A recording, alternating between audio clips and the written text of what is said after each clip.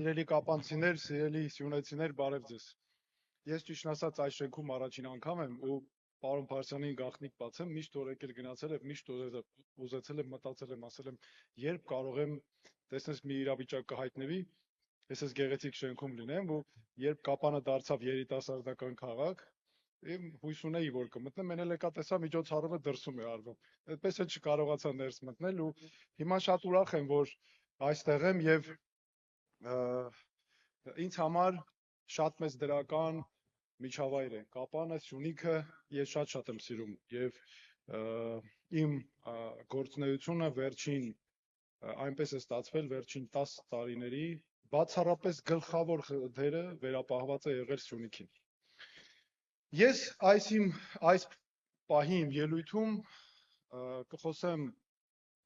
մի քանի շեշտադրումներ կանեմ եւ հիմնական ամփոփիչ ելույթը կներկայացնեմ ձեզ մեր հիմնական շեշտադրումներով վերջում։ Ես ասեմ, թե ինչպես ստացվեց, որ ես եւ մեր թիմը քաղաքական հայտ ներկայացեցինք եւ մտանք քաղաքականություն։ Իմ ամբողջ գործունեության ընթացքում ես մասնագիտությամբ իրավաբան եմ եւ իմ ամբողջ գործունեության ընթացքում իրականացրել եմ մասնագիտական աշխատանք Հայաստանի ամենատարբեր պետական մարմիններում, միջազգային կառույցներում, Հայաստանից դուրս։ Եվ երբ մարդու իրավունքների պաշտպանի պաշտոնում շատ խնդիրների բախվելով, այնպես ստացվեց, որ այդ ժամանակաշրջանին էր ընկել պատերազմներ, 2016 թվականի ապրիլյան պատերազմը, հետո 44-օրյա պատերազմը, կովիդը, 2018 թվականի ապրիլ-մայիս ամիսների իրադարձությունները, դրանից հետո հաջորդող պատերազմին հաջորդող տարիները, գրեթե ամբողջը ճգնաժամային վիճակում անցան։ Դա ինձ հնարավորություն տվեց շատ հասկանալ խորքային խնդիրները, ոչ թե գնալ անհատական խնդիրների հետևից, այլ հասկանալ դրանց արմատները որտեղից են գալիս։ Բայց ես ամեն անգամ, երբ գործունեությունը առաջարկներ էինք ներկայացնում, օրինակ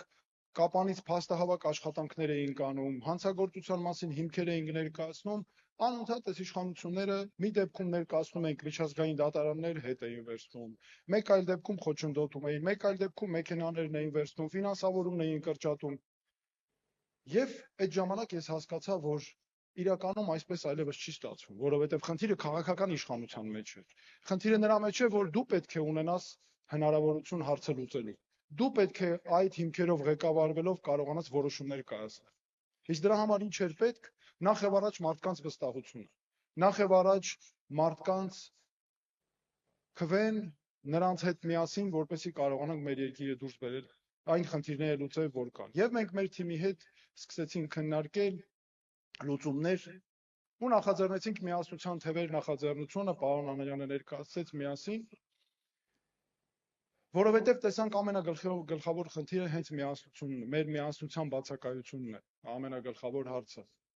Եվ թվեր, ինչու թվեր, որովհետև մեզ թև ու թիկունք պետք է մենք իրար լինենք, իսկ թվերը նաև վեր է բարձրացնում, իրար թև տանք, թև թիկունք լինենք եւ վեր բարձրանանք։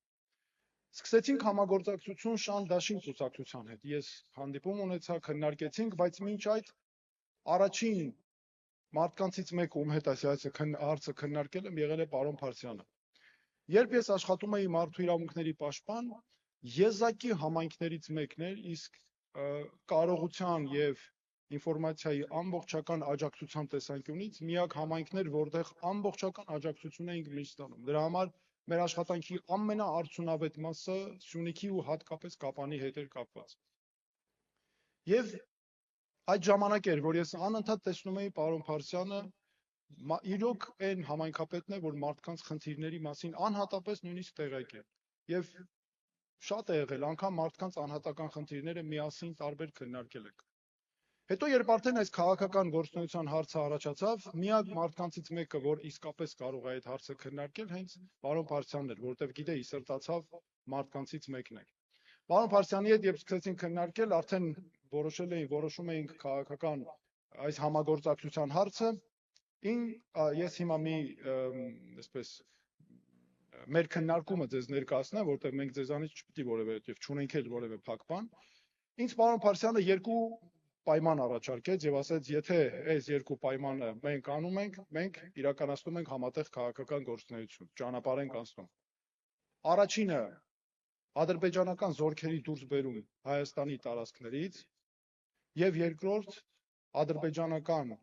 ադրբեջանցիների բնակության բացառում կամ թույլ չտալ մեր երկրում։ Այս երկու պայմանն է եղել։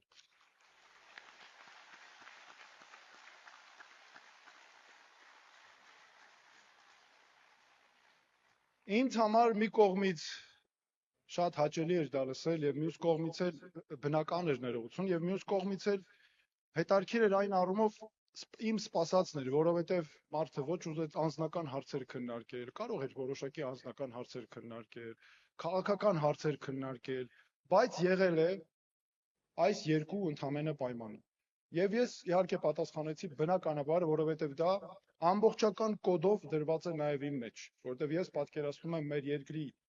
խնդիրների լուծումը, նաև հարցերը բացառապես նաև հաշվի առնելով այս հարցերը։ Եվ դրանց մասին մենք ընթացքում ես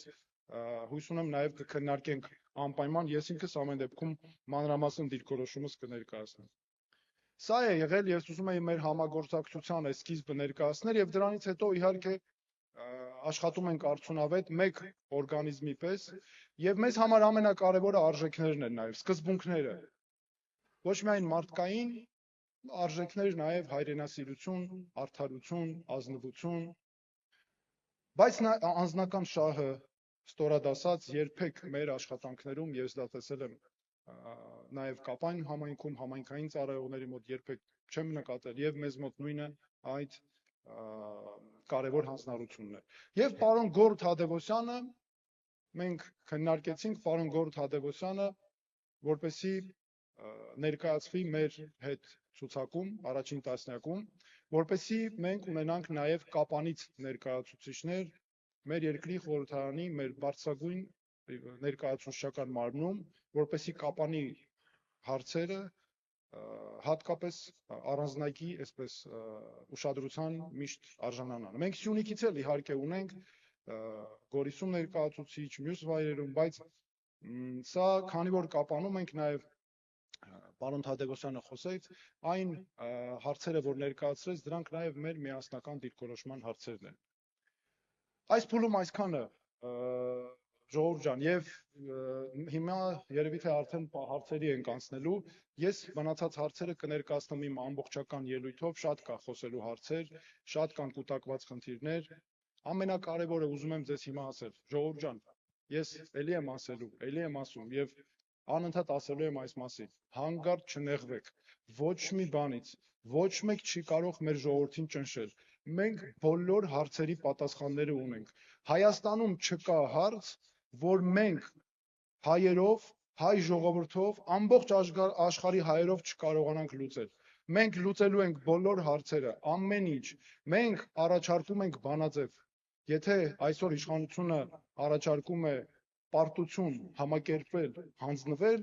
մենք ասում ենք սխալներ, ուղղել այդ սխալները եւ վերածնունդ։ Ու ամեն ինչ լուծումները ստանալու է, դրանց մասին ես այսօր անպայման ինքս եւ մեր թիմակիցները կխոսենք։